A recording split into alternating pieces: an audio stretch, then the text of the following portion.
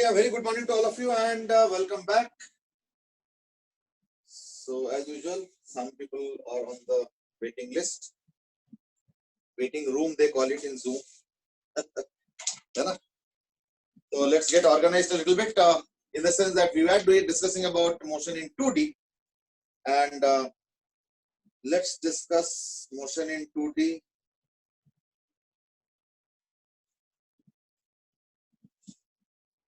Or rather, let's continue with that. Chalo. Now more or less people have rejoined.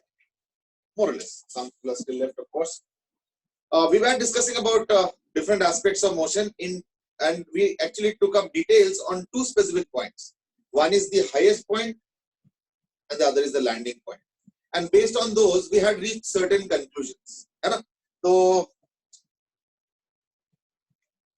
some of the conclusions are... sir आज कुछ बताओगे नहीं sir? हाँ?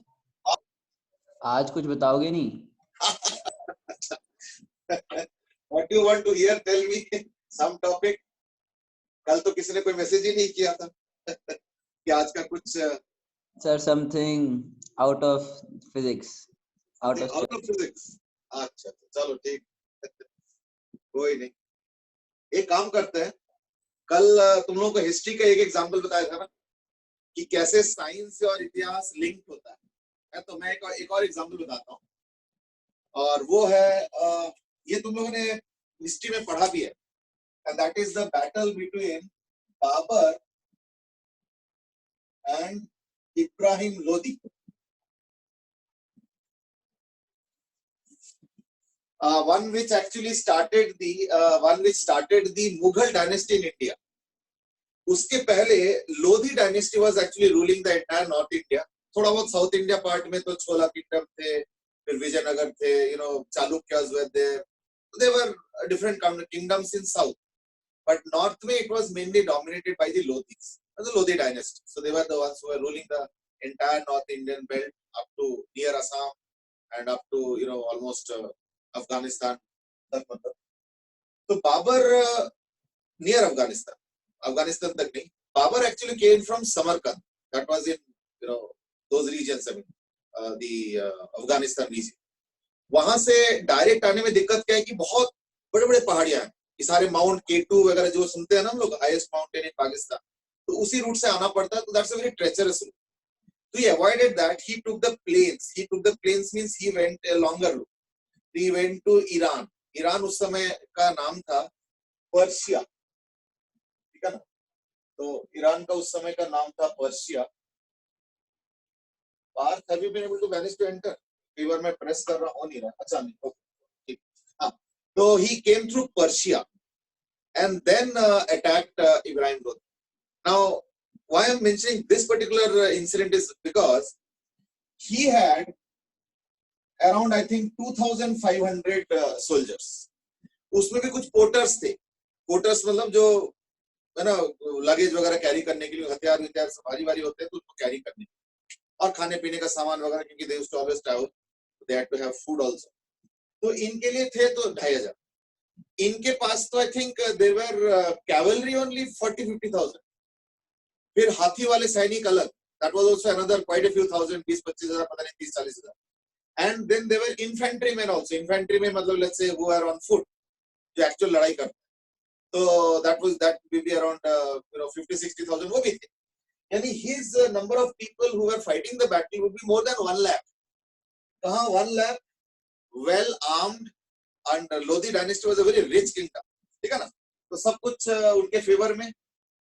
और कहाँ जो है बाबर बेचारे 2,500 सैनिक, और वो भी इतना दूर से चल के आए तो थक भी गए होंगे. ये लोग तो अपनी जगह पे थे तो थकान भी नहीं हुआ होगा. But we know that Babur won the battle and he started the Mughal dynasty. That is what we know. लेकिन बीच में ऐसे क्या जादू हो गया कि इसके लाखों सैनिक और इसके 2,500 सैनिक और जीत गए. भाई कुछ लॉजिक भी तो होना चाहिए ना. कोई हिंदी मूवी तो है नहीं कि अमिताभ बच्चन आता है और ढिशुम 25 जनों को मार के चला जाता है और हीरो बन जाता है ना. वो तो है नहीं. ये रियल लाइफ का लड़ाई है. इसमें तो इंसान मर भी सकता है. उसमें तो सिर्फ साउंड कर देता है ढिशुम, कोई मारता भी नहीं. और एक बार उल्टा हुआ था कि बाई चांस वो ढिशुम जो फेक वाला लड़ाई होता है, वो तो पीछे से बैकग्राउंड में साउंड देते हैं, कोई रियल साउंड थोड़ी होता है. उसमें बाई चांस क्या हुआ कि एक बार जो भीम बना था, नहीं सॉरी, जो दुर्योधन बना था, उसका नाम भूल रहा हूँ मैं, महाभारत में, उसने बाई चांस अमिताभ को मतलब रियल में एक लग गया था मुक्का यहाँ पे, और उस चक्कर में अमिताभ बच्चन जो है कई दिन तक आईसीयू में भर्ती थे और डेथ और उसका लड़ाई हो रहा था। मतलब रियल और रियल लाइफ में कितना फर्क है देखो। तो मैं ये जो लड़ाई की बात करूं, ये रियल लड़ाई, ये कोई फिल्मी वाला लड़ाई नहीं है ना, कि भाई अमिताभ बच्चन आके 25 जने के साथ लड़ रहा है। वैसे अमिताभ बच्चन का अलग लेवल है, रजनीकांत का तो अलग ही लेवल है, क्योंकि उनका तो 1 वर्सेस 500 मिनिमम, मतलब 500 एडवर्सरीज होंगे और रजनीकांत अकेले होंगे, दैट इज द मिनिमम। अब 600 700 800 तो होता ही रहा, so that's different kind of battle. ठीक है ना, ये तो रियल वाला है। अच्छा, जीता कैसे, उसके कहानी सुन। When he was coming from Persia, मैंने बोला था ना, तो उसी टाइम इंटरेस्टिंगली पर्शिया में गन पाउडर डिस्कवर हुआ। Gunpowder, see gunpowder बोला मैंने, गन नहीं बोला। गन्स उस समय नहीं आए थे, गन उसके बाद आया। जैसे अकबर के टाइम गन आ गए, पर बाबर के पास गन्स नहीं थे, लेकिन गन पाउडर थी। अच्छा, गन पाउडर का मतलब क्या होता है? It's some kind of explosive mixture है, ठीक है ना। वो डिस्कवर हुआ था बाय चांस पर्शिया में, अब चलता रहता है सब डिस्कवरी। तो उन्होंने क्या किया, huge stock pile of gun powder लेके आए अपने साथ। उनको लगा कि ये जो है ना मेरे लिए बड़ा काम का चीज। क्यों? क्योंकि उसमें जैसे आग लगता है तो एकदम से एक्सप्लोजिव वो हो जाता, और कुछ नहीं, बस एक्सप्लोजन टाइप का हो जाता, और कुछ। That's what the property of gun powder is. अब उन्होंने क्या स्ट्रेटेजी अपनाया देखो, कि उनको पता चल गया कि इनके तो लाखों सैनिक है, इनके साथ क्या लड़ूंगा, घोड़ा है, ऊपर से जल्दी हम तो सिर्फ भाग सकते हैं बस, तो हम तो लड़ाई कर नहीं पाएंगे। वो दिन में क्या करते थे, प्री डेजिग्नेटेड एरियाज में छुप जाते थे, कोई जंगल में, कोई नदी के उस पार चले जाते थे, कोई कोई छोटा मोटा पहाड़ी होगा तो उस तरफ चले गए, एंड सो ऑन। दिन में छुप जाते थे। अब इनके सैनिक सब ढूंढते रहते थे, पता नहीं कहाँ है, अब जंगल में कौन जाके ढूंढेगा अंदर अंदर तक, है ना। तो चलो फिर वापस आ जाते, ढूंढते थे इनके भी लोधी के सैनिक। अटैक बाबर करते थे रात को। अब स्ट्रेटेजी क्या देखो, वो क्या करते थे, वो जो स्लिंग्स नहीं आते, वो जैसे करके स्लिंग्स होता है, उसमें लगाते थे कपड़े का थैली, है ना। कपड़े का थैली में उसके अंदर गन पाउडर डाल देते थे और कपड़े के थैली को जला देते, और फिर वो जलता हुआ जो चीज है उसको स्लिंग शॉट से दूर से फायर कर देते थे सैनिकों के बीच में। अब वो जैसे ही कपड़ा जल गया तो एंड में तो गन पाउडर एकदम से एक्सप्लोजन हो गया। अब चारों तरफ से मिनी एक्सप्लोजन हो गया मान लो बीच में। तो इनके जितने भी घोड़े और हाथी थे जो इब्राहिम लोदी के, देखो घोड़े और हाथी चाहे कितना भी पालतू हो या कितना भी मानने वाले हो, लेकिन अगर मान लो एक्सप्लोजन हो रहा है बीच में और आग जल रहा है और धूम धड़ाम हो रहा है, तो उस समय कोई किसी को कंट्रोल नहीं कर सकता है। तो क्या वो भागना शुरू कर देते, और भाग के कहाँ जा रहे हैं, उस समय रात के अंदर में कौन किसको देख रहा है। तो आधे सैनिक तो समझ लो कि उनके खुद के घोड़े और हाथी नहीं मारते। अब ऐसे जब तहस नहस हो गया, चीजें सारा क्योस हो गया, तो सैनिक क्या सोचेंगे, अरे भागो भाई, क्या लड़ाई करना है, चलो भाई यहाँ से भागो, मेरा घोड़ा है पता नहीं कहाँ है, वो तो मुझे ही मारने आ रहा है, बच्चों फिर करके भाग गए। तो उनको फिर जैसे कई कई जगह पे उनको अटैक करके फिर जो अब उनके पास हथियार भी नहीं हो तो भाग रहे हैं बस। तो इनको बाबर ने क्या किया, उनको पकड़ पकड़ के फिर मार देते, फिर वो छुप जाते। ऐसे लगातार कई दिन तक चला, and the enemy got totally demoralised and lost the battle. एक चीज ध्यान रखना, गन पाउडर अगर बाबर के पास नहीं होता तो he would have never won the battle। क्यों? Because they had lakhs of soldiers well trained with lots of weaponry, ढाल भी थे, सब कुछ थे, and well fed and all। ये तो बेचारे इतने हजारों किलोमीटर चल के आए हैं, थका हुआ है ना, वो भी कई सारे तो कूली लेके आए थे just to carry and all। He did not even have proper this thing again। तो इसलिए कोई जीतने का चांस नहीं था except for that small turning event, and that is the discovery of gunpowder। अब उससे हुआ क्या कि जो लोधी डायनेस्टी पूरे इंडिया में फैला हुआ था, वो रातों रात मुगल डायनेस्टी बनी। अब देखो हमारे इतिहास में तो ये है ना कि जो 13th 14th 15th सेंचुरी, वो तो सारा मुगल डायनेस्टी है। So therefore the entire history change from Lodhi dynasty to Mughal dynasty, thanks to I mean, चलो थैंक्स तो नहीं कहना चाहिए, मतलब due to a small discovery in Iran, not even in India. ठीक है ना, तो ऐसे भी होते हैं। So that's how we can connect history and science and a lot of other stuff of it। So that was the story of Babur, यानी that was story of Mughal kingdom establishing in India। ठीक है, चलो now let's go back to our original discussion। ऐसे बड़े सारे incidents हैं, it's just that we can count few more as time progresses। तो ये हो गया प्रोजेक्ट टाइप। हमने दो चीजें बड़ा इंपॉर्टेंट एनालिसिस किया, एक है टॉप मोस्ट पॉइंट का, एक लैंडिंग पॉइंट का। तो टॉप मोस्ट पॉइंट पे हमने अगर देखा वेलोसिटी, तो क्या था u cos थीटा। क्यों? क्योंकि वेलोसिटी एक्चुअली इनिशियली था u sin theta u cos theta, लेकिन ऊपर जाते जाते जो वर्टिकल वाला कंपोनेंट वो खत्म हो जाता है, तो सिर्फ हॉरिजॉन्टल रह जाता है। तो टॉप मोस्ट पॉइंट पे जो वेलोसिटी वो u cos थीटा है, वहां का जो टाइम है वो है u sin theta by g, वहां का जो x कोऑर्डिनेट है वो है u square sin theta cos theta by g, और वहां का जो y कोऑर्डिनेट है which is also called as maximum height वो है u square sin square theta by 2g.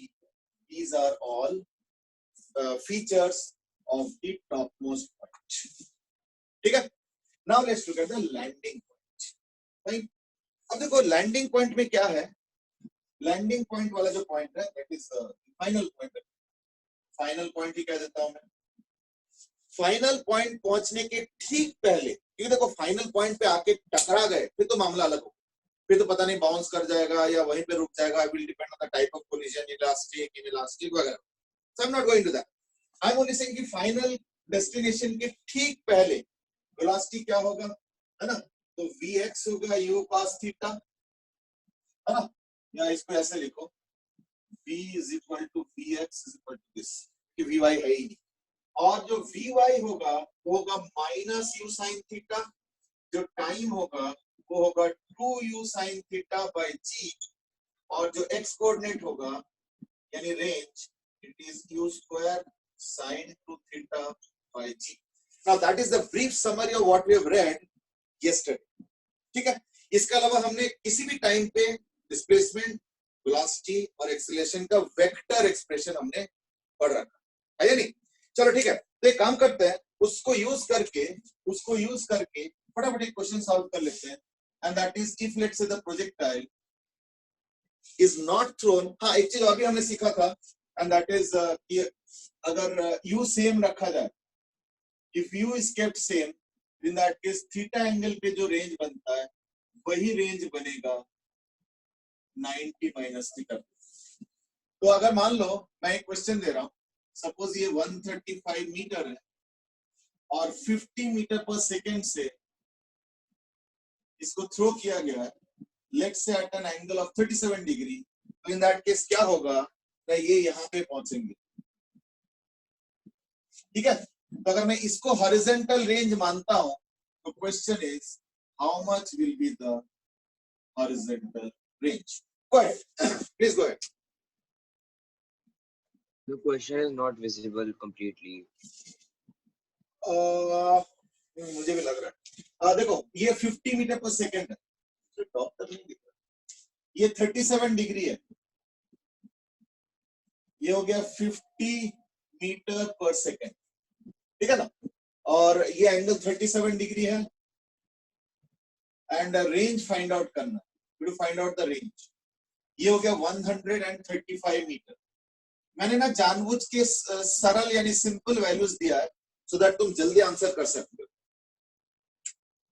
हाँ बाय द वे एक याद दिला दिया आदित्य ने, दैट मैंने बोला था ना कि अमिताभ बच्चन को एक बार किसी ने, तो फाइट तो सारे फॉल्स होता है लेकिन कई बार होता है ना कि ऐसे करते करते लग जाए बाई चांस। तो जो महाभारत का जो दुर्योधन है, हिज नेम इज पुनीत इसार, ठीक है ना? तो पुनीत इसार के साथ ऐसे एक फेक लड़ाई हो रहा था, तो फिल्मी लड़ाई होता है, और बाई चांस पुनीत का जो हाथ है वो अमिताभ बच्चन के चेस्ट में लग गया। तो Amitabh Bachchan was in ICU for quite a few weeks, और रोज हेडलाइन आता था। अच्छा एक आंसर आ चुका है, रोज हेडलाइन आता था कि पता नहीं अमिताभ बच्चन बचेंगे नहीं बचेंगे एंड सो ऑन। तो यशु का आंसर आ चुका है, and that is 360। Okay, any other answer quickly, we to find out the range, range find out करना। Puneet Issar was the name, that's right. Actually करना थोड़ा सा पीछे आगे पीछे हो रहा है, अब सही है, कैमरा का भी बड़े सारे खेल है। चलो ठीक है, अभी मोर आंसर्स आ रहे हैं, और आदित्य का भी आ गया, आयुष का भी आ गया, और सबका एकदम सही आंसर आ रहा है, and that is 360 meters. Yashu was the first, and then others are also giving. Shreyashi, Ayush, everybody has given the right answer. चलो ठीक है, गुड, ओके ठीक है। आई थिंक इसको सबसे पहले तो हम लोग डिवाइड कर लेंगे इनटू टू कंपोनेंट्स। ये जो 50 है इसको डिवाइड कर लेंगे इनटू 40 एंड 30। क्यों? 50 cos 37 which is 40 and 50 sin 37 which is 30. तो अब हम अपना शॉर्टकट लगाएंगे कि अगर ये वेलोसिटी अगर मान लो 30 है तो सबसे ऊपर जाते हुए 30 मतलब 3 सेकंड, फिर आने में 3 सेकंड, और उसके बाद देखो ध्यान से कि अगर यहाँ से 30 है तो 30 और फिर 40 तो एवरेज क्या होगा 35, याद आ रहा है ना वो 1 सेकंड वाला टेक्निक, फिर अगले सेकंड पे 45, फिर अगले सेकंड पे 55, तो 35 45 55, तो एवरेज कैसे निकालेंगे 35 प्लस 55 बाई 2, है ना, यानी कितना हो गया 35 प्लस 55 बाई 2 इज 45, तो 45, अच्छा वैसे भी ऑड नंबर ऑफ टर्म्स में middle point is the average, तो वो भी तरीका यूज कर सकते हो, तो 45 बिकम्स एवरेज। यहां से अगर मैं 45 देखता हूं तो 3 सेकंड में कितना हो गया 135, यानी ये डेटा बहुत ही डेलिबरेटली सोच समझ के दिया गया कि यहां से लेके यहां तक 3 सेकंड, फिर यहां से लेके यहां तक 3 सेकंड, और जो लास्ट का स्ट्रेच है वो भी 3 सेकंड है, यानी टाइम ऑफ फ्लाइट आ गया आराम से, and that is equal to 9 second. हो गया, इतने देर में हॉरिजॉन्टली जितना डिस्टेंस ट्रैवल करेंगे that is the range, and what is the speed, तो अगर 30 है तो हॉरिजॉन्टल का स्पीड कितना है 40 मीटर पर second, so therefore range is equal to horizontal speed into time of flight, and that is equal to 360 meters. I hope that's okay. अब एक लास्ट क्वेश्चन है, and that is किस angle पे टकराएंगे ये फाई बताना है, तो यानी phi is equal to tan inverse कितना होगा, जल्दी बताओ। ठीक है, कोई और भी कई लोगों ने आंसर सही दे दिया, Ishita has given the right answer, ध्रुव भी, सोम ने भी करेक्ट आंसर दे दिया, एंड सो ऑन। चलो गुड, श्रेयसी, आदित्य, आयुष, ठीक है good. So 360 was given by everybody, almost those who had given the answer हमें, so they have all given the right answer। अब मुझे बता दो tan inverse एंगल क्या होगा। पहला आंसर आ चुका आर्यन का, that is tan inverse of 2/3। Yashu says tan inverse of 3/2। Okay ठीक है, और कोई answer? Dhruv says tan inverse 1/4। Okay, अब अलग अलग आंसर्स आ रहे हैं, दैट्स इंटरेस्टिंग। ठीक है, चलो चलो चलो चलो आगे आगे आगे, और आंसर दो। बाय द वे क्वेश्चन, ये एंगल निकालो। ठीक है, tan inverse 3/2 is the most common answer.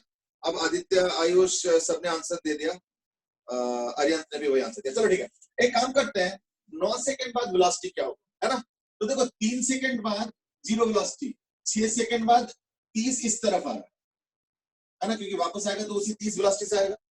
9 second यानी 40 50 60, यानी स्ट्राइकिंग के ठीक पहले जो वेलोसिटीज बनेंगे वो है इस तरफ 40,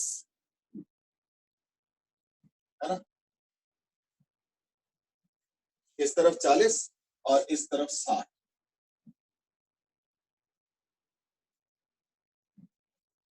ये वेलोसिटी तो इस तरीके से जो भी, तो ये हो गया थीटा, तो ये भी वही थीटा हो गया, यानी 60/40, 60/40, तो therefore tan inverse 3/2 is the correct answer. कईयों का थोड़ा सा अलग आंसर है, कईयों का 2/3 आ रहा है, कईयों का 1/4 आ रहा है वगैरह, कईयों का 3/4 भी आ रहा है, तो व्हाटएवर इट इज, अब उसको चेक कर लो, tan inverse 3/2 is the right answer. Is that okay? Fine, चलो गुड। अब एक काम करते हैं, इस आइडिया को थोड़ा और आगे बढ़ाते हैं, अलग अलग आंसर्स आया था इस बार, I hope others have also got hold of कि कहां पे गलती हुआ है, तो जैसे 3/4, 2/3, 1/4 इस टाइप के भी आंसर्स आए हुए हैं, so please correct yourself, fine, and I hope you must have corrected by now and must have realized where it went slightly wrong, okay, चलो next, let's proceed। इसके बाद आता है कि सपोज मैंने क्या किया, एक प्रोजेक्टाइल थ्रो किया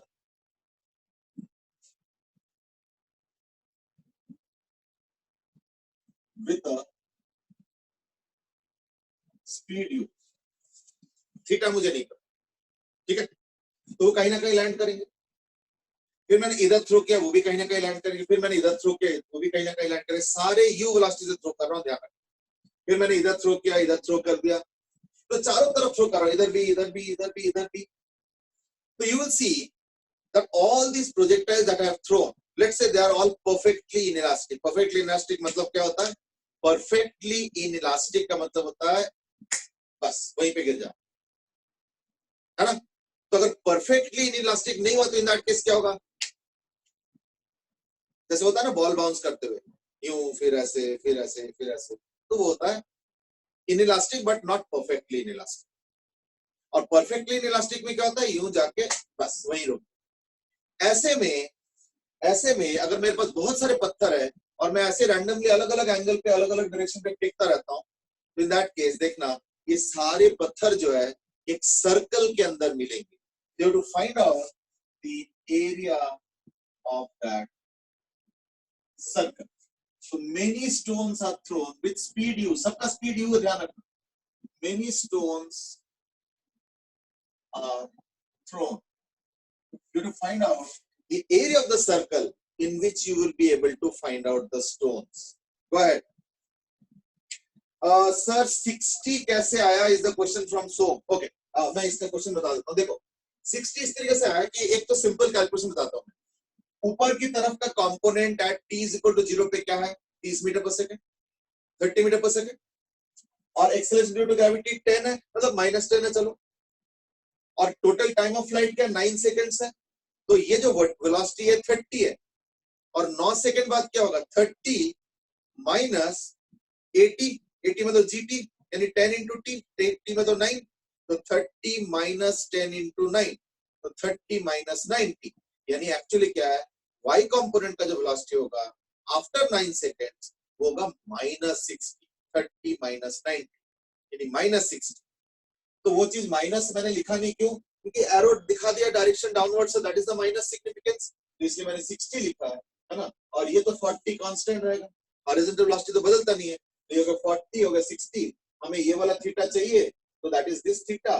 तो tan थीटा 60/40 यानी 3/2. तो ये आ गया 3/2. Now move on to this question. Okay, इसका भी आंसर आ गया. अब बोल रहे हैं कि रिपीट कर दो क्वेश्चन को. कुछ बोल रहे हैं कि एंगल बता दो. इशिता ने आंसर दे दिए हैं और श्रेयसी बसाक ने भी आंसर दे दिए. ओके, देखो माय क्वेश्चन इज दैट मेरे पास एक स्पीड गन है जो कि यू स्पीड से पत्थर को, बॉल को जैसे भी फेंक सकता है, और मैं उस गन को यूं यूं यूं यूं ऐसे ऐसे चारों तरफ फायर करता रहता हूं. फायर किया जा, इधर उधर उधर चारों तरफ. मान लो हजारों, मेरे पास 1000 बॉल्स, तो कोई बॉल उधर मिलेगा, कोई उधर मिलेगा, कोई उधर मिलेगा, कोई यही मिलेगा, पास में गिर गया, कोई बहुत ऊपर जाके यहीं पे गिर गया तो पास में मिलेगा, कोई इधर मिलेगा, कोई उधर मिलेगा. तो ऐसे मैं रैंडमली फायर कर रहा हूँ. तो ये देखना सारे सर्कल के अंदर उनको बॉल्स मिलेंगे फाइनली. क्वेश्चन इज उस सर्कल का एरिया क्या है? उसका आंसर आ चुका है, कुछ लोगों ने दे दिया है. पाई q4/g², इसी तरह का आंसर है. और सेम आंसर शेषी के भी है. आयुष गुप्ता का है πu4/4g². ओके, थोड़े से नंबर्स में अलग आ रहा है. कईयों का πu2/4g² है और कईयों का πu4/g². That is the difference. चलो ठीक है, let me also. Parth has said कि angle of throwing is same. नहीं, मैंने पहले ही बोला कि मैं रैंडमली थ्रो किए जा रहा हूं, कि मैं रैंडमली थ्रो किए जा रहा हूं. ठीक है ना? तो अगर मैं रैंडमली थ्रो करता हूं तो हमारा एक कंसेप्ट है that is called as maximum range. Maximum range का आइडिया क्या है कि देखो, हॉरिजॉन्टल रेंज का जो फॉर्मूला आया था वो आया था u² sin 2θ/g. अगर तुम u को फिक्स कर लो, स्पीड गन है, u का फिक्स है, तो इन दैट केस मैक्सिमम दूरी पे अगर पत्थर को फेंकना चाहते हो, मैक्सिमम दूरी पे अगर पत्थर को फेंकना चाहते हो, इन दैट केस u² और g तुम्हारे हाथ में तो है नहीं, तुम्हारे हाथ में sin 2θ है. तो तुम sin 2θ को मैक्सिमाइज करोगे. sin 2θ कब मैक्सिमम होगा? जब 2θ का वैल्यू 90 डिग्री होगा. Therefore, R max happens at theta is equal to 45 degree. क्यों? कि 2θ 90 डिग्री तो थीटा 45 डिग्री. तो therefore, R max is equal to u² sin 2θ/g. तो अगर थीटा 45 डिग्री हो जाए तो ये sin 45 into 2 sin 90/g, यानी क्या हो गया? u²/g. तो therefore एरिया क्या हो जाएगा? Area is equal to pi r² is equal to pi u4 by g square. ठीक है, ओके. अब एक आधा और छोटे छोटे क्वेश्चन कर लेते हैं.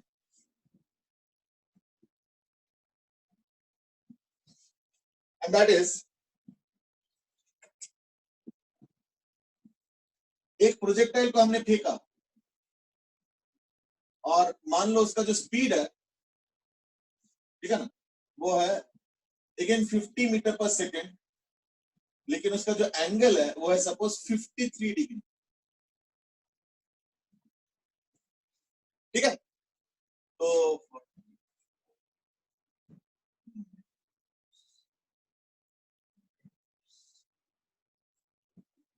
100 मीटर नीचे ये गिरता है, तो ये ऐसे हो गया. I hope that's visible. ठीक, मैं इसको पॉइंट 1 बोल रहा हूं जो स्टार्टिंग पॉइंट है. ठीक है, मैं इसको पॉइंट 2 बोल रहा हूं जो हाईएस्ट पॉइंट है, और इसको पॉइंट 3 बोल रहा हूं जस्ट बिफोर लैंडिंग. ठीक है ना, पॉइंट 3. तो starting point point 1, highest point point 2, ये 2 है, दिख रहा है ना. ठीक है, और लैंडिंग पॉइंट हो गया, लैंडिंग पॉइंट हो गया पॉइंट 3. तो you have to find out the ratio of kinetic energy at 1 is to kinetic energy at 2 is to kinetic energy at 3. Go ahead. थोड़े थोड़े मिस्टेक्स थे वैसे, वो जो ये वाला क्वेश्चन है, कईयों का यहाँ पे 4 आया, कईयों का यहाँ पे 4 आया, तो वो नहीं आएगा. यही आंसर है, पाई u4 by g स्क्वायर, बस दैट्स 4 और नहीं आएगा. कईयों ने एक नंबर 4 भी दिया हुआ है कि 4 पाई u square 4 by g square और पाई u4 by 4 g स्क्वायर, वो सब नहीं होगा. ठीक है ना. चलो go ahead. So you find out the ratio of kinetic energy at 1, kinetic energy at 2 and kinetic energy at 3. ठीक है ना, ये चीज है. Go ahead. अब मैं मिटा दूं तब तक. I hope you copied it down. और किसी को कुछ पूछना है? चलो, और तो कोई कुछ नहीं पूछ रहे. चलो.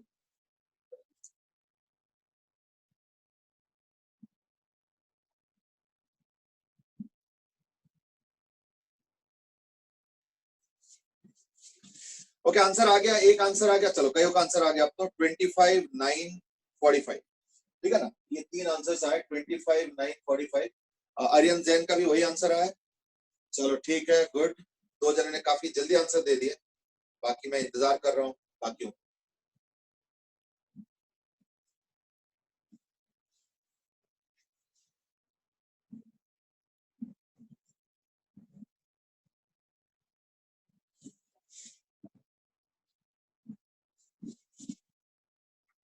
ठीक है, अब एक दो और आंसर आने लगे. सोम ने भी आंसर दे दिया 25, 9, 45. चलो गुड. यानी देखो, initial kinetic energy half m v square, तो v स्क्वायर के प्रोपोर्शनल. तो यानी जो रेशियो बनेगा वो बनेगा 50 का स्क्वायर इज टू, अगर मैं हॉरिजॉन्टल वेलोसिटी देखता हूं तो कितना आता है? हॉरिजॉन्टल वेलोसिटी इसका है 30, और हाईएस्ट पॉइंट पे क्या होता है? वर्टिकल वेलोसिटी खत्म हो जाता है, तो सिर्फ हॉरिजॉन्टल वेलोसिटी ही रह जाता है, तो वो तो 30 है. तो यानी हाईएस्ट पॉइंट पे क्या होगा? वेलोसिटी 30 है, तो 30 का स्क्वायर आता है. एक और चीज है जो कि क्वेश्चन को थोड़ा सा आसान कर देता है, दैट इज ये जो है ना 100 मीटर दिया, उसका फायदा समझो. क्योंकि इसका इनिशियल वेलोसिटी अगर देखोगे तो ये होता है इसका इनिशियल वेलोसिटी 40, और ये जो होता है वो होता है इसका 30. ठीक है ना, क्योंकि 53 डिग्री दिया है, तो कौन सा साइन करके देखना, ये 40 आएगा, ये 30 आएगा. अब ये जो 30 है फिक्स हो जाएगा, तो ये 40 बदलता रहेगा. कैसे? ये 40 यूं जाके फिर 40 ऐसे होगा, फिर ये वाला कैसे? ये 2 सेकंड और लगता है. कैसे? देखो ना, पहला सेकंड में 40 और 50 का एवरेज 45, अगले सेकंड में 45 प्लस 55 10 बढ़ जाता है, तो 45 प्लस 55 इज 100, और 100 ही तो दिया है. यानी 2 सेकंड और एक्स्ट्रा लग रहा है नीचे आने में. तो यानी इसका वेलोसिटी 40 से 0, फिर -40, और फिर 2 सेकंड और, यानी -60. ठीक है, यानी इसका जो काइनेटिक एनर्जी यहाँ पे होगा, है ना, उसमें एक x भी होगा, एक y भी होगा, तो क्या हो जाएगा? वेलोसिटी ना 30 का स्क्वायर प्लस जो ये वेलोसिटी आ गया वो है 60 का स्क्वायर. That's the answer. तो जीरो वाला तो पार्ट पूरा खत्म ही हो जाता है। So that is equal to 25 is to 9 is to, अब ये हो जाएगा 36 और 9 यानी 45, यानी 25 is to 9 is to 45, ठीक है। and that's the right answer which has been given by Yashu, Ariyant, Som, Dhruv and Aditya. चलो गुड जॉब, ठीक है ना। अभी बाकियों को समझ में आ गया, फिर क्लियर है। ओके, नेक्स्ट जो मैं क्वेश्चन पूछूंगा ये एक्चुअली ना मैं कोई क्लियर कट क्वेश्चन नहीं दे रहा हूं, मैं थोड़ा सा स्पेक्युलेटिव क्वेश्चन दे रहा हूं, so that we discuss actually what should be a good methodology, ठीक है ना। अच्छा, वो क्या है कि देखो सपोज मैंने क्या किया, ये है वाई एक्सिस, ये एक्स एक्सिस है, और एक टारगेट है मेरे पास, एक पिलर है जिसका हाइट मान लो h है, और वो मान लो सपोज d डिस्टेंस दूर पे है, और मैंने एक u स्पीड से एक प्रोजेक्टाइल को फेंका।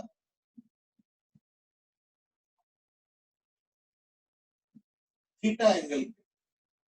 Question is will this projectile hit the wall. Question is ये कैसे बताएंगे, will the stone hit wall. तो मैं यस और नो तो ऑब्वियसली नहीं पूछ रहा हूं, मैं पूछ रहा हूं इसका आंसर देंगे उसका प्रोसेस क्या होगा, कि पहले ये कर लेना, फिर वो कर लेना, फिर ऐसे कैलकुलेट कर लेना, फिर वैसे कैलकुलेट कर लेना। तो मैं उसकी मेथोडोलॉजी जानना चाहता हूं। तो just give me briefly the steps of solving the question, maybe you can just message me कुछ। अच्छा, इन द मीनवाइल 25 9 45 ये वाला कैलकुलेशन सबको ओके है, 30 square plus 60 square, I hope that's okay. ये वाला देखो, कई बार ये लगता है कि ये क्या होगा, ऐड क्यों करते है ना, क्योंकि जो काइनेटिक एनर्जी होता है वो होता है half into m into velocity का मैग्नीट्यूड का स्क्वायर। तो अगर वेलोसिटी दो एक्सिस में है एक्स और वाई, तो दैट केस उसका मैग्नीट्यूड क्या होगा, v x square plus v y square plus v z square का अंडर रूट। तो चलो वी जेड तो है नहीं, तो v x square plus v y square का अंडर रूट। और काइनेटिक एनर्जी में क्योंकि फिर स्क्वायरिंग भी होता है तो वो अंडर रूट हट गया, तो v x square plus v y square. तो बस मैंने वही किया, v x square plus v y square. मतलब ये प्लस 16 हो गया, माइनस 60 का स्क्वायर होगा, बट दैट डजंट मैटर, तो चलता है। ओके, यही मैंने एक्सप्लेन किया देहम कि मैंने इसको 30 स्क्वायर प्लस 60 स्क्वायर क्यों लिखा, क्योंकि काइनेटिक एनर्जी होता है half into mass into speed का स्क्वायर, यानी वेलोसिटी के मैग्नीट्यूड का स्क्वायर। तो अगर वेलोसिटी vx vy vz होता है तीन एक्सिस के अलावा, उसका मैग्नीट्यूड क्या होता है, under root of vx square plus vy square plus vz square. तो चलो z तो है नहीं, तो vx स्क्वायर, क्योंकि 30 तो देखो vx रहेगा यहाँ पे, तो यहाँ पे जो वेलोसिटी होगा, यहाँ पे जो वेलोसिटी है वो है 30, और जो नीचे वाला वेलोसिटी वो है 60। तो जो स्पीड बनेगा, जो मैग्नीट्यूड बनेगा, वो बनेगा 30 स्क्वायर प्लस 60 स्क्वायर का अंडर रूट, और उसके बेस पे कैलकुलेशन हुआ। 60 कैसा है कि देखो 40 फिर 40 वापस आ गया, 2 सेकेंड और लगता है नीचे आने में, 2 सेकेंड। तो 40 से 40 हुआ, 40 डाउनवर्ड्स हुआ, फिर 2 सेकेंड और लगा, यानी माइनस 50 फिर माइनस 60, यानी इस समय क्या होगा, 60 का मैग्नीट्यूड हो गया y का वेलोसिटी। तो ये मैंने पिछले क्वेश्चन में यूज किया था, 60, तो वही 60 यहाँ पे यूज किया, 30 स्क्वायर प्लस 60 स्क्वायर। एक बार देख लो अच्छे से।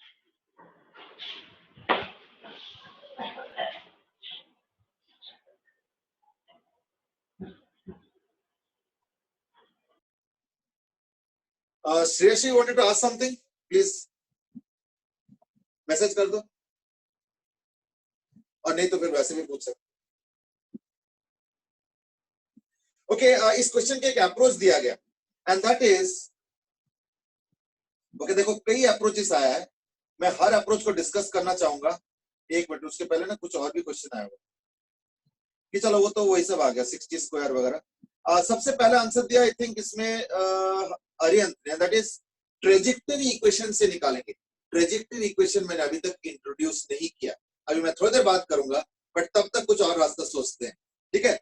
सेकंड देहम ने बोला 60 का स्क्वायर, अच्छा नहीं वो तो चलो पिछले क्वेश्चन का था। सोम ने बोला एक बार सेकंड्स वाला टेक्निक फिर से बता दो। सेकंड वाला टेक्निक कोई कठिन नहीं है, इट इज जस्ट दैट जैसे 40 पे गया तो वापस आ जाएगा 40 पे, लेकिन उसको -40 कह सकते हो क्योंकि डायरेक्शन पलट चुका है, और हर सेकंड में 10-10 करके वेलोसिटी बढ़ता जाएगा। और अगर ऊपर जा रहा है तो 10-10 करके वेलोसिटी घटता जाए, तो एवरेज वेलोसिटी भी 10-10 करके बढ़ेगा। और एवरेज वेलोसिटी क्या होता है? Starting plus ending velocity bye 2। तो अगर अभी वेलोसिटी अगर 40 है, 1 सेकंड बाद होगा 50 डाउनवर्ड्स अगेन, तो एवरेज क्या होगा? 45। अगले सेकंड का एवरेज क्या होगा? 10 ज्यादा यानी 55। तो उसने डिस्टेंस कितना ट्रैवल किया? 45, एवरेज वेलोसिटी इनटू 1 सेकंड तो 45, और फिर अगले में 55, यानी 100 मीटर्स कवर किया, और वही दिया है क्वेश्चन में, यानी 2 सेकंड और लगा। तो जिसका वेलोसिटी 40 था, मान लो अगर 2 सेकंड नीचे जाता है तो 50, 60, देन उसका वर्टिकल डाउनवर्ड कंपोनेंट हो गया 60, और हॉरिजॉन्टल कंपोनेंट 30 तो अनचेंज रहता है, उसमें तो कोई एक्सेलरेशन होता ही नहीं है। इसलिए उसका जो नेट वेलोसिटी यहाँ पे बन गया, उसका जो मैग्नीट्यूड बनेगा वो बनेगा 30 का स्क्वायर प्लस 60 का स्क्वायर का अंडर रूट, फिर उसका स्क्वायर किया तो ये। So that's how we get the cardigan. Half M का रोल इसलिए नहीं है क्योंकि हाफ एम तो कैंसिल हो जाएगा, यानी v square was the prime governing thing, यानी आंसर आ गया 25, 9 एंड 45। ठीक है। हाँ, तो उसके बाद जो है ना ट्रेजेक्टरी इक्वेशन का, तो मैं अभी फिलहाल मना कर रहा हूँ, वैसे उसका आंसर सही है। दूसरा d by u cos theta कर देंगे टाइम, और फिर उसमें वर्टिकल हाइट निकालेंगे। Okay good Yashu. फिर आदित्य tan थीटा को निकालेंगे, it will hit the target, tan theta minus GD। एक बार आदित्य तुम अपना थिंकिंग बताना, क्योंकि ये तो तुमने मैथमेटिक्स कर दिया, अभी उसको मुझे थोड़ा पढ़ना पड़ेगा, टाइम लग जाएगा। इस अच्छा कि आदित्य माथुर एक बार फिर से आंसर कर दो योर थॉट। देहम ने बोला ओके चलो ठीक है। आर्यन ने बोला first find time taken to reach the end then find out the projectile height at the same time. किसी ने बोला रेंज के ऊपर, कि रेंज अगर ज्यादा होगा तो हो जाएगा, है ना? ओके ठीक है, डी से टाइम निकालेंगे। आदित्य ने बोला, भव्य ने बोला coordinates of point should satisfy equation of tangent. No no no, ये जरूरी नहीं है, ठीक है ना। फिर है vertical component at height h by r minus d is equal to tan theta, ये कृष्ण ने बोला। एक दो आंसर्स थोड़े से ना फिशी है, इन द सेंस कि यू नो थिंकिंग समझ में नहीं आ रहा है व्हाट यू इम्पोर्टेंट, बाकी एक दो मिस्टेक्स से तो मुझे आइडिया लग गया। अच्छा देखो, पहले कौन सा वाला नहीं होगा वो सुनो। नंबर 1 इज दैट अगर रेंज बता रहे हो तो रेंज से ना हम नहीं कर पाएंगे, range will not help me. जैसे एक आंसर आया है कि अगर range you know less than D है तो नहीं हो पाएगा, ग्रेटर देन डी हो तो हो जाएगा, तो उसमें रिस्क है। क्यों? अगर मान लो रेंज ग्रेटर देन डी है तो ऐसे भी तो हो सकता है, ये तो पार करके चला गया, हाउ विल आई नो? हमें तो हिट करना था, हिट द बॉल। तो देयरफॉर रेंज अगर ज्यादा पता है तो उससे कंफर्म नहीं हो पाता। हो सकता है, मैं मना नहीं कर रहा हूँ, ऐसे भी तो हो सकता है कि रेंज डी से ज्यादा है तो ये हो गया रेंज डी से ज्यादा, अब देखो हिट कर गया। हाँ, एक चीज कंफर्म है, अगर range of the projectile D से कम है तब तो हिट नहीं करेगा अगर इनइलास्टिक है, क्योंकि अगर रेंज कम हो जाए तो हिट नहीं करेगा। यानी रेंज वाला जो मेथड है वो थोड़ा सा रिस्की है, उससे कंफर्म नहीं हो पाएगा। फिर एक और आंसर भी आया, दैट इज मैक्सिमम हाइट से कर लेंगे। मैक्सिमम हाइट वाला भी रिस्की है, क्यों? मैक्सिमम हाइट अगर इससे ज्यादा है तो भी कौन सा सेफ्टी है? ऐसे भी तो हो सकता है कि यू गया और ऐसे आ गया, आप बताओ। तो देखो मैक्सिमम हाइट तो ज्यादा निकला लेकिन हिट कर गया, है या नहीं? अगर मैक्सिमम हाइट कम निकले तो भी गारंटी नहीं है। कैसे? ये देखो, तो मैक्सिमम हाइट तो कम है एच से, लेकिन हिट कहाँ किया? ये तो पहले गिर गया। तो देखो हिटिंग के लिए जो साइंटिफिक प्रोसेस होगा वो ये है कि प्रोजेक्टाइल का horizontal velocity u cos theta fix है, vx u cos theta fix है। उससे क्या होगा, प्रोजेक्टाइल को यहां से यहां तक का टाइम क्या मिलेगा वो पता चल गया, d by u cos theta. और उसी टाइम हाइट निकाल लेना, so height at that time is nothing but the y coordinate at that time, and y coordinate is equal to u sin theta into t minus half g square। t तो अभी निकाला हमने, t कौन सा time? जितना time लगता है projectile को हॉरिजॉन्टली t कवर करना, कि उस वक्त मुझे उसका हाइट चाहिए। वो हाइट अगर h से ज्यादा हो जाए तो यानी ऊपर से चला जाएगा, तो यानी डिफरेंट केसेस क्या होगा, if let's say this y at that time particular t is greater than h means it goes over the wall, और अगर वो y हो जाता है between h and also 0 तो it hits the wall। Polymer से 0 कैसे मान लिया आपने? जीरो इसलिए क्योंकि इसका वैल्यू जीरो, अगर y का वैल्यू जीरो आ रहा है इसका मतलब पता है क्या है कि एकदम बिल्कुल एज पे आपकी हिट कर, so that also can be considered as hitting, ठीक है ना, चाहे वो कुछ भी हो। लेकिन अगर लेस हो जाए, यानी अगर y का वैल्यू लेस देन जीरो होता है, that means what, it hits the ground first, it hits the ground first. वैसे सबसे पहला जो आंसर आया था ना वो आया था अरियंत का, एंड दैट इज हम प्रोजेक्टाइल इक्वेशन से कर लेंगे, अरियंत का ही शायद अभी बहुत सारे आंसर आ गए, इसलिए अभी ढूंढना मुश्किल है, but just give me 5 seconds, अगर ढूंढ पाता तो अच्छी बात है। नहीं सॉरी, ध्रुव ने सबसे पहले दिया, फिर अरियंत ने दिया, ठीक है ना। तो the first it was by Dhruv who said कि इस पे इक्वेशन ऑफ ट्रेजेक्टरी लगा देंगे, and then Ariyant also give the idea, same idea, second did the idea. लेकिन पता है इशू क्या है कि इक्वेशन ऑफ ट्रेजेक्टरी भी हमने पढ़ा नहीं, तो like some of you might have read, so that's why I was trying to restrict it to discussion which is within this equation of trajectory। जैसे हम पढ़ लेंगे, देखना इस क्वेश्चन का सोचने का तरीका थोड़ा सा अलग हो जाए, थोड़ा सा अलग हो जाए। चलो तब का तब देखेंगे, ठीक है ना। चलो that's good, so that was a fine discussion। जैसे इसके ऊपर एक क्वेश्चन दे देता हूं मैं, वो लगता है कि not exactly this but little different. Suppose मैं कहता हूं कि एक टैंक से, मतलब एक वॉरहेड फायर किया गया, कोई कैनन वानन गोला फायर किया, और उसका स्पीड है मान लो 200 मीटर पर सेकेंड, और 792 मीटर्स दूर से टैंक्स खड़े हैं, सब they're all tanks, each tank having a distance of 10 meters, 10 metre के डिस्टेंस पे टैंक, ठीक है ना। 10 मीटर बड़ा टैंक है, मतलब रेंज, वैसे तो टैंक का रेंज 10 मीटर से ज्यादा ही होगा। अगर मैं उसका नली को ले लूं तो वही आई थिंक 4-5-6 मीटर तो वही होता है ना, 5-6 मीटर तो वही होता है जो उसका सामने का वो होता है फायरिंग करने वाला। तो बट एनीवे कोई नहीं, 10 मीटर लेने में कुछ नहीं जाता, मिनी टैंक मान लो। अब सवाल ये है कि अगर मैं टैंक को नंबरिंग कर दूं, ये पहला टैंक, ये दूसरा टैंक, ये तीसरा टैंक, तो question is which tank is hit, यानी बेसिकली तुमको टैंक का नंबर बता। गो ahead quickly sir angle of projection क्या है? 37 डिग्री ले लो, कैलकुलेशन आसान कर लो ठीक है ना। इसमें एक और सजेशन है, that is from Shreyasi for the previous question हमें, and that is sy less than और equal to h, find time, check if that time vertical displacement is equal to d। Vertical displacement तो d है ही नहीं बेटा, horizontal displacement d, ठीक है ना। I think you just reversed it.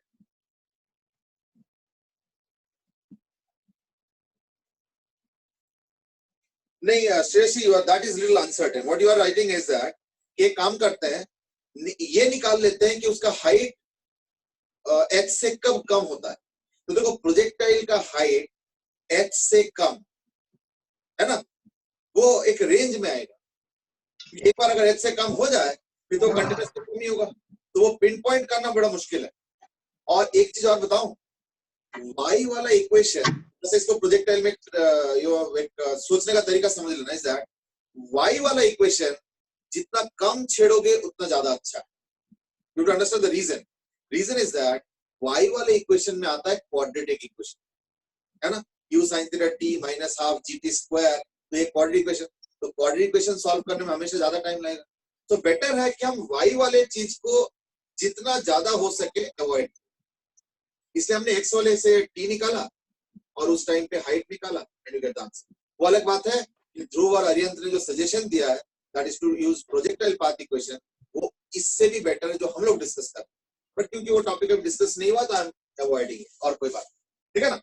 Okay, answer आ गया tank number, ध्रुव का आ गया 304, अरियंत का 305, आयुष के 305। चलो ठीक है, I knew that there will be slight difference of answer by 1, generally यही होता है वो टैंक का नंबर को कैसे डिसाइड करें, है ना। चलो ज्यादा आंसर्स तो 305 है, तो अगर मैं वोटिंग से चलूं, तो वोटिंग से अगर चलूं तो 305 सबसे ज्यादा आंसर आ रहा है। Sania, Krrish, Ayush, अरियंत, they have all given 305। ध्रुव के आंसर 304 आ रहा है। अब तो देव और सागरिका ने भी आंसर दे दिए हैं and both have given 305 as the answer. वैसे मैं जानना चाहूंगा कि कुछ लोग जो है ना बड़े प्रोलिफिकली आंसर करते हैं, जैसे सोम है, देव है, आयुष है, हर्षित है, हर्षित भी कम करता है, यशु है, ध्रुव है, दे ऑलवेज आंसर। अब एक आध बार गलती होता है, बाकी सही हो जाता है, because you know you are not good students. लेकिन कुछ लोग आंसर नहीं भी करते। अब मैं नाम तो नहीं लेना चाहूंगा, बट कुछ लोग आंसर नहीं करते हैं, तो मैं चाहता हूँ कि थोड़ा सा आंसर किया करो। जैसे ओम भी थोड़ा कम आंसर करता है, तो ऐसा नहीं कि नहीं करता है। गर्व भी आज कम कर रहा है, दिविज भी कम करता है, गौरांग बिल्कुल नहीं करता है, हर्ष भी बहुत कम करता है, हर्षित आज बहुत कम किया है, वैसे कर लेता है। मेरा नाम कहीं पे जसराज भी आजकल ठंडे पड़ गए, क्या हो गया भाई? पर्सन भी नहीं है, वैसे ही करता है। हाँ करते हो, हाँ नहीं ये नहीं करना, नहीं मतलब कम, ठीक है ना। पार्थ भी करते हैं। राजशेखर तुम भी थोड़ा सा गायब रहते हो। Rupal you also remain very aloof. आज नहीं कर रहा ना मैं, अच्छा थोड़ा सा कम आ रहा है ना। चलो कोई बात नहीं, है ना। श्रेयसी तो करती है। स्नेहा तुम भी बेटे थोड़ा कम करते हो। सैयद आजकल तो ठंडा पड़ गया है, क्या हो गया भाई? सर कभी नहीं करता वो तो। अच्छा सैयद से पूछ रहा हूँ, सर वो तो कभी भी नहीं। ये टॉपिक समझ में नहीं आ रहा है? टॉपिक तो समझ में आ गया ना या नहीं? सैयद, अब ये भी एक प्रॉब्लम है, हर इंसान जाग रहे हैं ये भी जरूरी नहीं है। चलो लेट्स कम बैक, ठीक है। गौरांग भी है, गौरांग भी नहीं आंसर करता है, तो तुम लोग भी आंसर किया करो बेटे, और अगर नहीं आता है तो फिर थोड़ा पूछ लिया करो, प्राइवेट में पूछ लो, बाद में मैसेजेस में पूछ लो, या मैं रोज का रिकॉर्डिंग भेजता हूँ उसी से देख के थोड़ा सा और समझने की कोशिश करो एंड सो ऑन। चलो लेट्स स्टार्ट। यानी इसका जो रेंज होगा वो होगा 2u स्क्वायर, है ना, sine theta cos theta by G. तो एक तो कैंसिल हो गया 10, इसको कर देता हूँ 4, इसको 5 से कर देंगे तो 40 आ जाएगा, है ना। और कैलकुलेशन यानी बन गया 1248 इंटू 8, यानी 480 इंटू 8। तो ये हो गया जो है तुम्हारा रेंज, ठीक है ना। So that will be equal to 64 6 32 3840, यानी 3840 मीटर इज द रेंज, हो गया। अब सवाल है कि उसमें से 792 माइनस करेंगे, क्योंकि वहां से तो टाइम का शुरुआत हो रहा है ना। तो यानी इसमें से 792 माइनस करेंगे 3840 में से, isn't it? So you get 843048, है नहीं, 3048। अब थोड़ा सा एक चीज रियलाइज करो, सपोज अगर पहले टैंक के 1 मीटर बाद हिट कर रहा है, थोड़ा रियलाइज करो, अगर पहले टैंक के 1 मीटर बाद हिट कर रहा है, इसका मतलब रेंज क्या आएगा? 793। उसमें से 792 माइनस किया तो बचा क्या? 1। और क्योंकि टैंक 10-10 मीटर का है तो उसको 10 से डिवाइड कर देंगे तो उससे टैंक नंबर आ जाएगा। लेकिन आया क्या? 0.1। तो 0.1 का मतलब ही तो 1 होता है। यानी आंसर अगर 0 से लेके 1 के बीच में आता है तो हम उसको 1 ही मानेंगे। फिर अगर 1 से 2 के बीच में आता है तो उसको 2 मानेंगे। यानी वो जो फ्रैक्शनल वाला पार्ट है उसको हायर राउंड ऑफ करेंगे। राउंड ऑफ नहीं बोला, ध्यान रखना, क्योंकि राउंड ऑफ में इस तरफ भी आ सकता है उस तरफ भी आ सकता है। मैं कह रहा हूं हायर राउंड ऑफ करेंगे, यानी 79.3 आए तो उसको 80, 79.1 आए तो भी 80, 79.9 आए तो भी 80 एंड सो ऑन। तो हायर राउंडिंग हो गया, ठीक है ना। तो उस तरीके से अगर करोगे तो आता है 304.8, यानी क्या हो गया? 305 हो गया इसका आंसर। यानी 305th tank will be hit by this projectile, ठीक है ना। 305 ही सबका आंसर है, एक दो जने का आंसर 304 है। I think by now you must have corrected yourself. तो एक चीज इसमें ध्यान रखना कि कईयों का आंसर तो देखो 304.8 आया होगा तो उसको राउंड ऑफ करके 305 किया होगा। लेकिन एक चीज और ध्यान रखना इज दैट कल को आंसर अगर 304.1 भी आ जाए तो हम राउंड ऑफ 304 नहीं करेंगे तो भी आंसर यही आएगा, दैट इज 305। तो वो छोटा सा एक चीज है, बस वो ध्यान रखना होता है, ठीक है ना। चलो we were discussing about projectile hitting and so on, ठीक है ना। अब मैं कुछ और डिस्कस करना चाहता हूँ, एंड दैट इज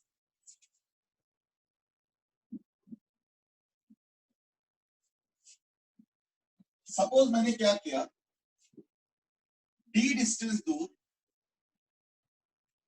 u1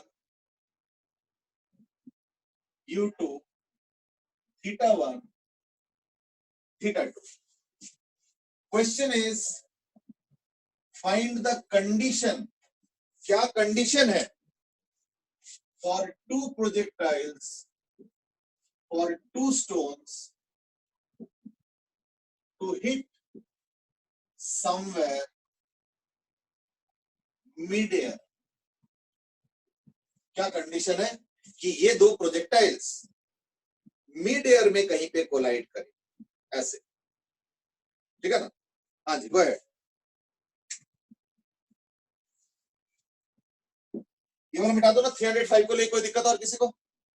वो राउंडिंग वाला आई होप यू अंडरस्टूड कि 304.1 हो तो भी 305, 304.8 है तब तो 305 थोड़ा ऑब्वियस सा लगता है कि राउंड ऑफ कर, तो राउंड ऑफ नहीं है, आया राउंड ऑफ, ध्यान रखना। चलो next, what is the condition for these two projectiles to hit mid air? Mid air does not mean mid point, ऐसा नहीं है। मिड एयर मतलब कहीं पे हवा में मिल जाए, यानी हिट कर, ध्यान रखना। It's a general kind of a question. I mean I could have given values also कि 50 दे दिया, 70 दे दिया, एंगल दे दिया और कि बताओ क्या मिड एयर हिट करेंगे, ऐसे भी क्वेश्चन पूछ सकता था। पर वैल्यूज से अच्छा है कि जनरलाइज कर लो तो आइडिया जनरेट हो जाएगा, कल को वैल्यूज के ऊपर डिपेंड करके जो भी आएगा वो उसको अप्लाई कर देंगे, है ना। तो अगर मुझे जनरलाइज करके सोचना आता है तो I can as well do a certain particular question also, है ना। चलो go ahead. What is the condition? दो प्रोजेक्टाइल, हाँ by the way simultaneously throw किया गया, ऐसे नहीं कि एक को थ्रो कर दिया, दूसरा वेट कर रहा है, फिर थोड़ी देर बाद इसने थ्रो, टक ऐसे थ्रो कर दिया एक साथ। चलो मैं लिख देता हूं, launched simultaneous,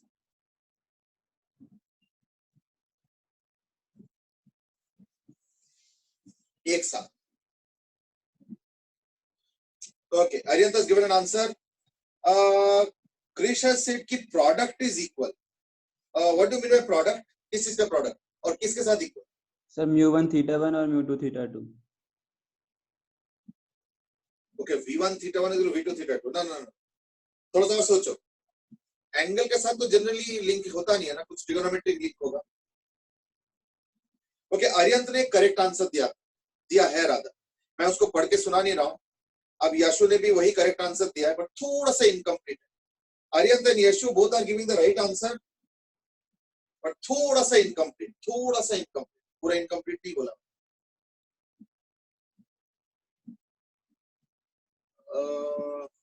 Ishita, your answer is not complete. Okay, Shreyash has given an interesting descriptive answer. मैं वो पढ़ के सुनाता हूँ, देखो जरा थोड़ा बाकी लोग भी सोचो। For them to meet, their time must be equal, but less than the total time of flight.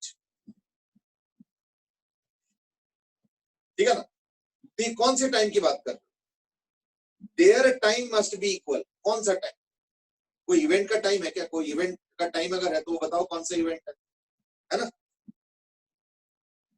ठीक है, यशु ने अब जो है ना आंसर को और क्लियर कर दिया। ठीक है, दैट्स गुड। मैंने थोड़ा प्रॉम्प्ट किया तो अब आंसर आ गया।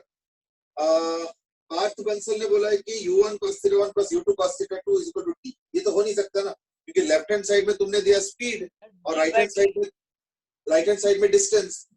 राइट हैंड साइड में d by t, तो t तो एक अननोन पैरामीटर हो गया ना, तो अननोन पैरामीटर के टर्म्स में आंसर दे नहीं पाओगे, है ना।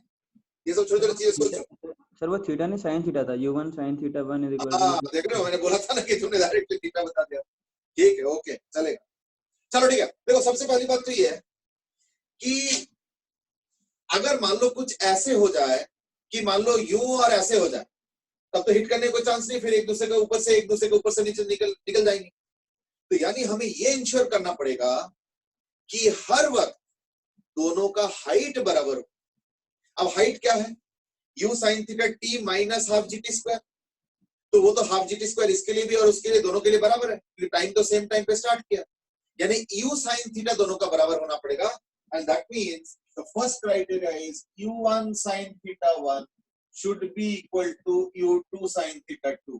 ये किस लिए, क्योंकि इसका हाइट एट एनी टाइम, इसका हाइट एट एनी टाइम क्या होगा, हाइट एट एनी टाइम के दो आंसर्स आ रहे हैं, एक है u1 sin theta 1 into T minus half G T square, और दूसरे का हो गया u2 sin theta 2 into T minus half G T square. तो जब भी वो कोलाइड करेंगे, चाहे ऊपर जाते हुए कोलाइड करें, चाहे नीचे आते हुए कोलाइड करें, या एकदम हाईएस्ट पॉइंट पे कोलाइड करें, जो मर्जी केस हो उससे कोई फर्क नहीं पड़ता। एक कंडीशन तो होगा, वो क्या है कि दोनों का हाइट सेम आने चाहिए। तो दोनों का हाइट में ये तो कॉमन पार्ट है, ये तो हट जाएगा, यानी ये दोनों बराबर होना चाहिए सेम टाइम पे, तो टीटी भी कैंसिल हो जाएगा। टाइम अच्छा अगर एक आध सेकंड आगे पीछे लॉन्च किया तो क्या करेंगे, कोई बात नहीं, इन दैट केस एक में टी और टी लिखेंगे, एक में टी माइनस टू और टी माइनस टू, अगर 2 सेकंड बाद लॉन्च हुआ तो है या नहीं, तो वो फिर दोनों को इक्वेट करेंगे, तो ऑब्वियसली वो इतना आसान एक्सप्रेशन नहीं होगा, वो थोड़ा लंबा एक्सप्रेशन होगा, बट क्योंकि साइमल्टेनियसली लॉन्च किया है तो फायदा नंबर 1 इस ये दोनों कैंसिल हो जाता है इक्वेट करने पे, और ये भी कैंसिल हो जाता है, तो यानी फर्स्ट कंडीशन तो ये। सेकेंड ये है कि हवा में ही वो करना है, हिट करना है, तो कहीं ऐसे ना हो जाए कि पता चले ये तो हो गया ठीक है, लेकिन पता चला ये यहाँ पे आ गया, ये यहाँ पे आ गया, फिर तो हिट ही नहीं किया हवा में, उसके पहले जमीन पे टकरा गए।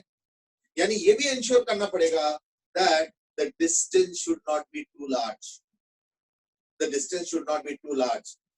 तो डिस्टेंस कितना होना चाहिए ना, जो रेंज का समेशन है उससे कम आना चाहिए, यानी we will write R1 plus R2 should be less than D, और R1 क्या है, वही U1 square sin 2 theta 1 by G, और R2 क्या है ना, वही U2 square sin 2 theta 2 by G, कोई दिक्कत नहीं है।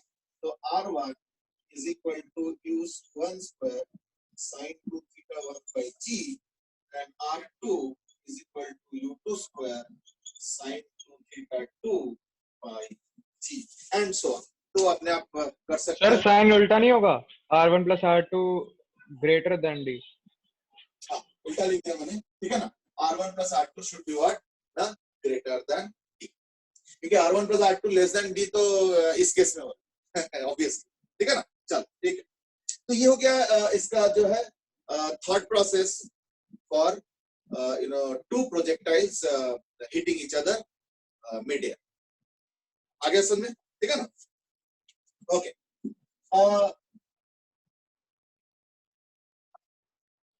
अब एक होमवर्क दे रहा हूं, वैसे तो अभी भी बता सकते हो बट थोड़ा सा सोचो, कोई बात नहीं, होमवर्क दे रहा हूं कि अब क्वेश्चन थोड़ा सा अलग है, ऑलमोस्ट सेम है बट थोड़ा सा अलग है।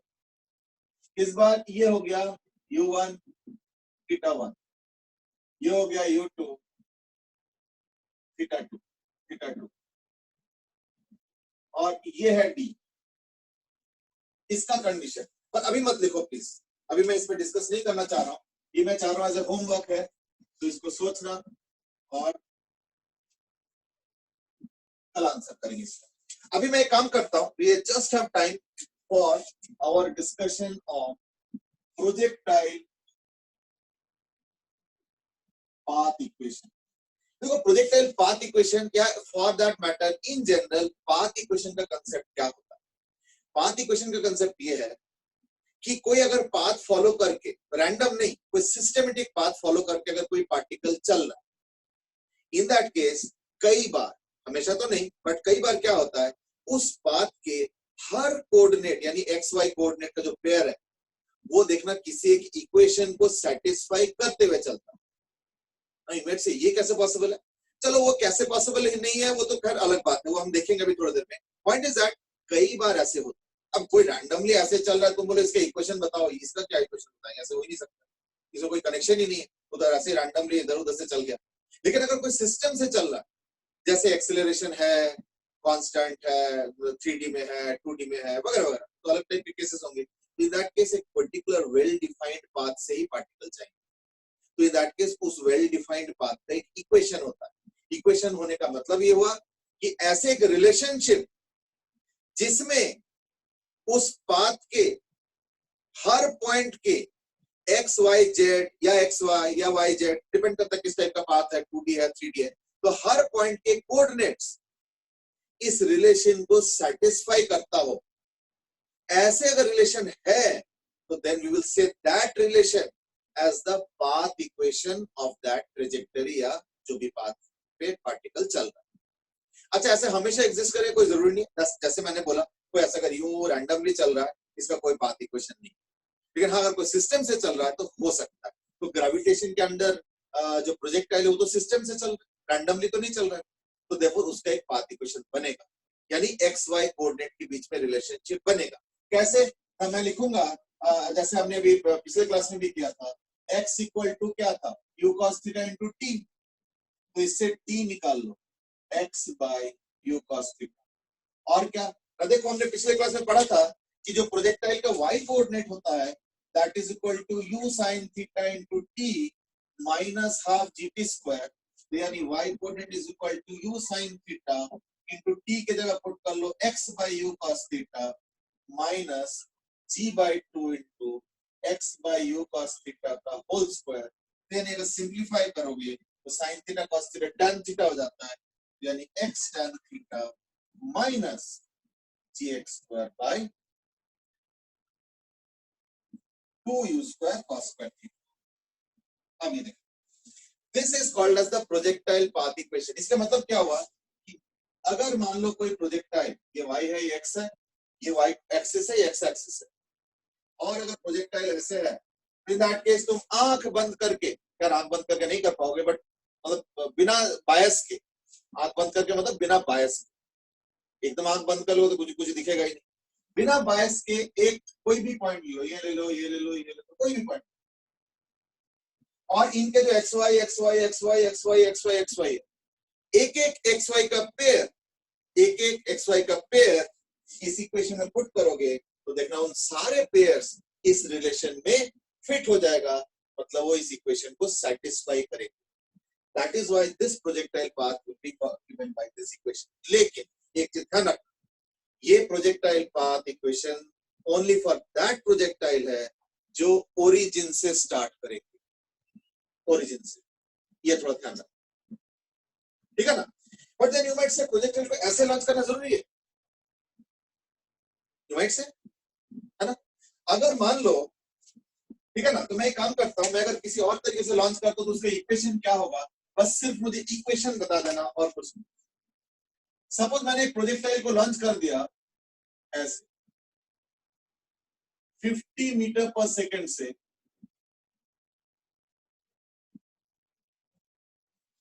ठीक है, इसका पाथ इक्वेशन बताओ, इसका पाथ इक्वेशन फटाफट डिराइव करके बताओ। दिस आल्सो कॉल्ड एज, इसको कई बार बोला जाता है ट्रेजेक्टरी, कई बार बोला जाता है पाथ इक्वेशन, अलग अलग नाम है, जैसे हम लोगों का भी अलग अलग नाम होता है। This called as path equation and so on, और इसका इक्वेशन बताना। चलो go ahead, quickly the equation. In the meanwhile ये वाला बस देख लो, वैसे तो कईयों को डेरिवेशन पता ही होगा, तो अच्छी बात है, नहीं पता है तो दैट केस अच्छे से एक बार देख लो, जैसे y is equal to x tan theta minus gx square by 2u square cos square theta। और इसका इक्वेशन बताना, इसका पाथ इक्वेशन।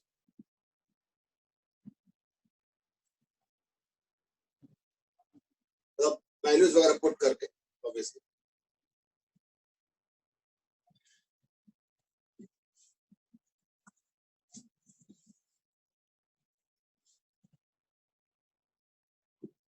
फिर एक काम करो ना, और भी बता दो, एक काम, इसका भी बता दो और इसका भी बता दो, है ना। तो 1 2 और 3 तीनों का पाथ इक्वेशन बता दो कि क्या क्या होगा। सर ये इक्वेशन जब भी वैलिड है जब ओरिजिन से स्टार्ट हुआ हो। बिल्कुल, क्राइटेरिया बहुत फिक्स है, कहां थ्रो कर रहे हो इधर उधर उससे कोई दिक्कत नहीं है, वो तो इक्वेशन को थोड़ा बहुत मॉडिफाई करेंगे वैल्यूज, लेकिन स्टार्टिंग ओरिजिन पे होना मस्ट। यू माइट से ये क्या चक्कर है, क्या मैं कहीं 10 मीटर आगे जाके थ्रो नहीं कर सकता इस प्रोजेक्टाइल को, मैं यहाँ से ना होकर यहाँ पे थ्रो नहीं कर सकता? कर सकते हो, मना नहीं कर रहा हूँ। तो इन दैट केस तुम्हारे पास दो रास्ता है, ध्यान से सुनना, तुम्हारे पास दो रास्ते। एक तो अगर बोलोगे नहीं मैं तो यही इक्वेशन यूज करना चाहता हूँ, तो पहली बात तो वो मना, क्यों? क्योंकि तुमने यहां से फेंका है प्रोजेक्टाइल को, ऐसे में इक्वेशन ये नहीं बनेगा। तो ऐसे में तुम्हारे पास दो रास्ता है, एक तो पूरे एक्सिस को पकड़ के शिफ्ट करके ओरिजिन को वहां ले जाओ, अभी रुको पूरा सुन लो, पूरे ओरिजिन को शिफ्ट करके वहां पे ले लो, और फिर अपना सॉल्व वॉल्व जो भी करना है कर लो, क्योंकि अभी इक्वेशन वैलिड हो जाता है।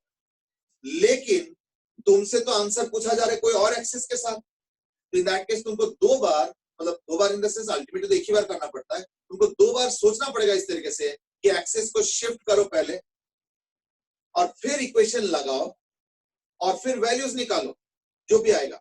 लेकिन वो जो वैल्यूज आएंगे वो तो नए एक्सिस के हिसाब से आएंगे, है या नहीं?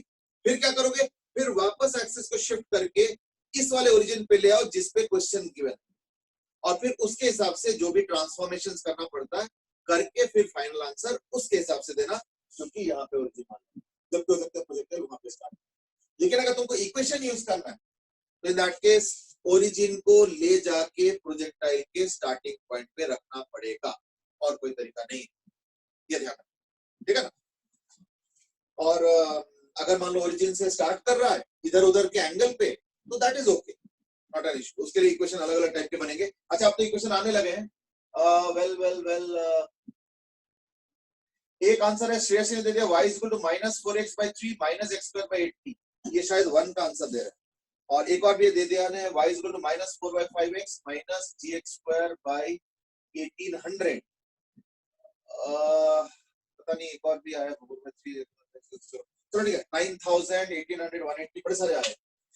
देखो पहली बात तो इक्वेशन तो यही होगा, इक्वेशन तो यही होगा, इक्वेशन में कोई दिक्कत नहीं।